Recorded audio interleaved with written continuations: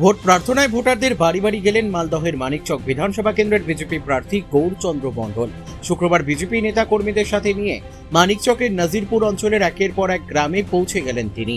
আগামী 23 এপ্রিল বিধানসভা নির্বাচনে বিজেপিকে ভোট দেওয়ার অনুরোধ জানালেন প্রার্থী। পাশাপাশি এলাকার মানুষের নানা রকম সমস্যা কোথাও শোনেন তিনি এবং সাধারণ মানুষকে জয়ী হলেই কাজের আশ্বস্ত করেন বিজেপি প্রার্থী গৌরচন্দ্র মণ্ডল। প্রচার শেষে সংবাদ মাধ্যমের মুখোমুখি হয়ে এসআইআর নিয়ে জেলা জুড়ে ঘটে যাওয়া নানান ঘটনার জন্য তৃণমূলের উস্কানির অভিযোগ তোলেন তিনি। রোহিঙ্গা বাংলাদেশি ভোটারদের উস্কে দিয়ে রাস্তা অবরোধ থেকে নানান ঘটনা ঘটানোর পেছনে তৃণমূলই রয়েছে।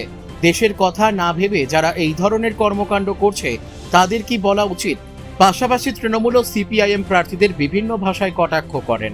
তার ভালো সভা থাকবে, কেন্দ্রীয় নেতৃত্ব আসবে, আমাদের বিরোধী দলনেতা যেরকম মমতাকে হারাবে ভবানীপুরে, গোটা পশ্চিম বাংলায় তৃণমূলের প্রার্থীগুলোকে হারাবে।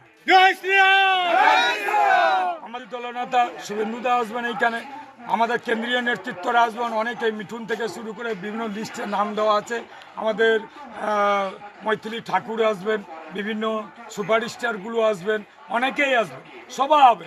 মমতা ব্যানার্জিকে কেউ খাচ্ছে না এখন বর্তমানে, কারণ উনি উল্টা পাল্টা মিথ্যা কথা বলেন। দেখবেন লোক, আমি দেখে এসেছি, ওটা দিয়ে গেছিলাম যে আমার নমিনেশন করতে, 3000 লোকের চেয়ারও নেয় এখানে।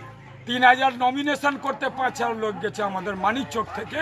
দেখেছেন জনপ্লাবন কাকে বলে, নিজ খরচায় নিজের পয়সা খরচ করে গেছে মানুষ।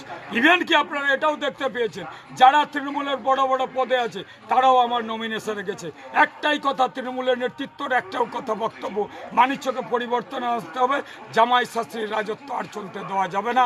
বর্তমানেও যিনি দাঁড়িয়েছেন দুর্নীতিবাজ কবিতা মণ্ডল, তিনিও জামাই শাস্ত্রীর রাজত্ব, মালদা থেকে আসেন, সেটাও চলতে দিতে হবে না। এটা আমার কথা নয়, জনগণের কথা, তৃণমূলের কথা, সিপিএমের কথা, বিজেপির কথা তো আছে। একটু আগেই সমস্ত তৃণমূল সাথে আছে।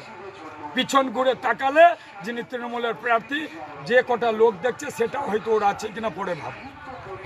আপনারাই দেখতে পাচ্ছেন জনপ্লাবন কাকে বলে।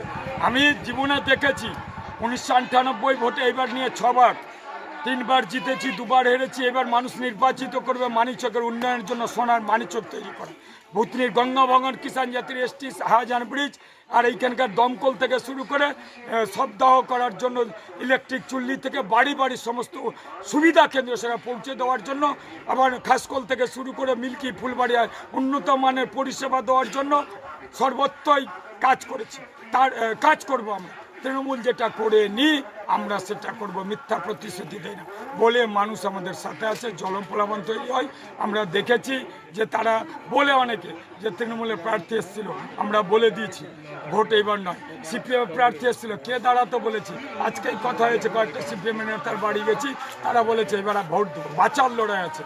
এবার 5 বছর বিজেপিকে দেখবে, আর বিজেপি 5 বছরে যা কাজ করবে 34 বছরে সিপিএম করে নি, 15 বছর তৃণমূল করে নি। লুট চলতে বন্ধ করব, জঙ্গল সাফ করব, সর্বত্রই স্বতঃস্ফূর্তভাবে কাজ হবে, বিনা পয়সায় মানুষের পরিষেবা হবে, সোনার মানিকচক তৈরি হবে। এটা তো তৃণমূলের উস্কানি। নির্বাচন কমিশন বলেছে এবারকার নির্বাচন স্বচ্ছ হবে। এবারকার নির্বাচনে যারা ভোট দিবে তারা স্বচ্ছভাবে তাদের প্রার্থীকে নির্বাচিত করবে, ইচ্ছা মতো ভোট দিতে পারবে। ভয় দেখে আর ভোট নেওয়া যাবে না। মমতা ব্যানার্জির ভয়, উনি তো সরকারে নেই আর সরকারে থাকবেও না। এই মা বেটার সিন্ডিকেট কোম্পানি শেষ, এইবারই শেষ দেখা দেখবে মানুষরা, এবং তার শেষ দেখার জন্য মানুষ প্রস্তুত আছে। এবার ওর মাথা হয়ে গেছে খারাপ।